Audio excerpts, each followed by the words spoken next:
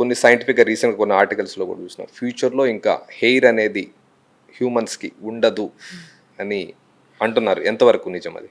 అంటే future evolution like because of life style changes కావచ్చు, other reasons కావచ్చు, ఫ్యూచర్లో అసలు మనిషికి అనే వాళ్ళకి హెయిర్ అనేది ఉండదు అంటున్నారు. సో డెఫినెట్లీ అంటే అది కొంచెము ఎక్స్ట్రీమ్ ఒపీనియన్ అవ్వచ్చు, కానీ ఓవరాల్గా అయితే hair volume, hair issues their hair volume down అవుతుంది, హెయిర్ ఇష్యూస్ అని రైజ్ అవుతున్నాయి. సో అదైతే ట్రెండే ఖచ్చితంగా. థిన్నింగ్ కూడా చాలా చాలా కామన్ అయిపోయింది. Almost women, men, every one is having those issues అనమాట.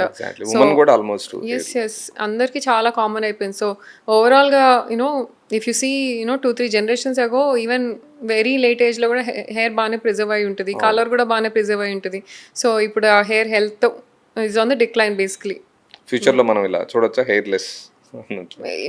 ఫార్చునేట్లీ రీసెంట్గా రాసిన ఆర్టికల్ డెఫినెట్లీ మేబీ అట్లాంటి డేస్ వస్తాయేమో కానీ, but I think technology and science is also on the rise. So ఇవన్నీ ప్రిజర్వ్ చేసుకోవడానికి కూడా there are lot of options ఇప్పుడు.